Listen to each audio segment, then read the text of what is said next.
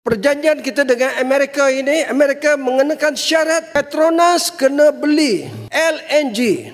Petronas kena beli daripada Amerika setiap tahun sebanyak 3.4 bilion US, bukan ringgit. Ini satu penyerahan. Ini kata negara kita merdeka berdaulat. Bagaimana ni? Yang Amat Berhormat Tambun, apa sudah jadi kepada ini? Kita merdeka, tapi hari ini Trump datang yang menjahannamkan Gaza, bumi Palestin. Kita sambut mereka dan kita serahkan kekayaan kita. Ini pemunggahan. Ini pemunggahan harta negara miskin Malaysia ke Amerika. Saya kritik. Saya tak tahu apa jadi pada saya selepas ini. Tapi saya tidak setuju. Bagaimana ada syarat Amerika kenakan bahawa ikut perjanjian kita mesti jual nadir bumi kita ke Amerika. Tiada siapa boleh menghalang. Mana boleh dia mengenakan syarat sedemikian? Ini yang perunding-perunding ini, Menteri MITI ini, apa yang mereka runding ini? Ini penggadaian negara kita. Ini memalukan. Kena jawab di sini.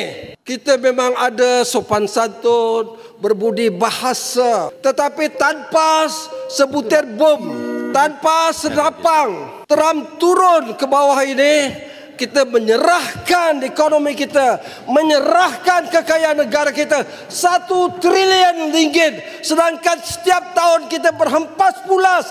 Lembaga hasil dalam negeri kena cakutip, custom kena putip. Semuanya nanti kita bagi kepada Amerika. Petronas bergaduh dengan setengah negeri, tak bayar royalti pada Kelantan, tak bayar royalti kepada Terengganu, mungkir pada Sabah, mungkir pada Sarawak. Kita bergaduh sama sendiri, tapi berbilion kita bagi pada Amerika. Saya memuji ucapan daripada ahli Parlimen Pasir Gudang tadi yang berada di blok kerajaan. Tetapi beliau seorang yang jujur, yang berhujah dengan fakta, dan beliau telah mendedahkan satu perkara yang sangat dahsyat. Dengan kehadiran Trump di Malaysia ini, bukan sahaja mengguris jiwa dan perasaan saudara-saudara kita di bumi Gaza kerana disambut dengan begitu meriah, dengan tari menari dan sebagainya. Dan yang paling besar kesannya apabila Malaysia menandatangani perjanjian untuk membeli LNG, gas asli cecair, beli daripada US. Kita negara pengeluar gas, kita negara pengeluar minyak, kena bayar 3.8 bilion USD. Hampir 20 bilion setahun kita kena bayar kepada US untuk hanya semata-mata beli gas asli cecair. Dan yang lebih berat lagi, dalam perjanjian itu juga, mereka berhak membeli REE daripada kita. Sedangkan REE ini dasarnya belum lagi kita final dalam negara kita. Kerana dia juga melibatkan hak negeri-negeri. Apakah selepas daripada ini, kerajaan akan mengabaikan hak negeri-negeri kerana telah menandatangani perjanjian tanpa ada satu dasar yang jelas tentang REE ini. Saya ucap syabas dan tahniah kepada Pasir Gudang